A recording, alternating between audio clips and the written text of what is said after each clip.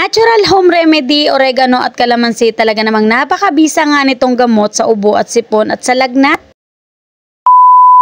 Meron ngang ubot sipon ngayon si Samantha mga kumari ko, kaya naman agad-agad na nga akong humingi sa kapitbahay namin itong oregano para nga magawa ko na nga yung oregano at kalamansi juice. Sa tuwing may ubo at sipon nga si Samantha mga kumari ko, ito nga agad ang una kong pinapainom sa kanya dahil napakabisa nga nito at napakabilis ngang gumaling. Sobrang bilis lang naman itong gawin mga kumari ko. Ito nga pala at naglagay nga lang pala ako ng kalahating baso ng tubig dito nga sa may kaserola at naglagay na nga rin pala ako ng 6 na pirasong oregano. Hindi ko nga agad pinapainom ng kung ano-ano si Samantha mga kumari ko kapag nga siya may ubot sipon, at ito nga muna ang ginagawa ko dahil dito rin naman kami nasanay. Kaya masasabi ko talaga na effective to mga kumari ko dahil bata pa nga lang kami, sa tuwing magkakaubo sipon nga kami, ganito lang naman yung pinapainom sa amin. So anyway mga kumari ko, pakukuluan mo nga lang yung oregano ng ilang minuto, tapos habang pinapakulo mo nga yun mga kumari ko, ito nga pala nagbiga na nga rin ako sa isang mangko ng kalamansi. Dahil nga malaki naman yung kalamansi mga kumari ko, kaya isang piraso ng kalamansi na nga lang pala ang ginamit ko. At nung kumukulo na nga pala dyan yung oregano mga kumari ko, ito nga pala inisa-isa ko nang kunin nga itong mga oregano at nilagay ko na nga rin pala siya dun mismo sa may kalamansi na piniga ko.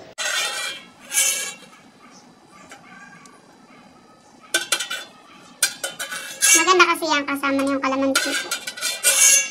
At nung makuha ko na nga pala yung mga dahon ng oregano mga kumari ko, eto nga pala dinayre ko na nga rin pala siya dun sa kalamansi nga na piniga ko, at saka ko nga ulit siya piniga-piga para nga magkasama ang katas nila. Sa tuwi na nga lang mga kumari ko na nagkakaubo at sipon si Samantha, ay ganito nga lang ang ginagawa ko at nahiya nga rin naman ito ni Samantha. Pagkatapos ko nga makuha yung katas niya mga kumari ko, agad-agad ko na nga rin palang inalis itong dahon, at eto na nga pala siya mga kumari ko. Yan na pala yung pinaka-juice natin na papainom nga natin sa anak natin. Pinalin ko nga lang pala siya sa maliit na baso mga kumari ko, at itong juice na to mga kumari ko, talaga namang napakarami ding talagang benefits nito. Lahat nga kami dito sa bahay mga kumari ko, sa tuwing nga nagkakaubo kami ay ganito nga lang ang iniinom namin, at talaga namang hiyang nga kami, at talaga namang napakasarap din naman. Dahil nga nagawa na natin siya mga kumari ko, eto nga pala at agad-agad ko na nga rin pala itong dadalhin kay Samantha para nga mainom niya na. Buti na nga lang ito si Samantha mga kumari ko, talagang sanay na siyang uminom ng mga ganitong herbal, at alam niya nga na ito lang naman ang iniinom niya kada nga meron siyang ubo at sipon. Good si Sam.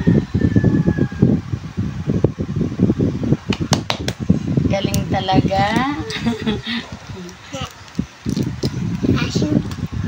Ano sabihin mo?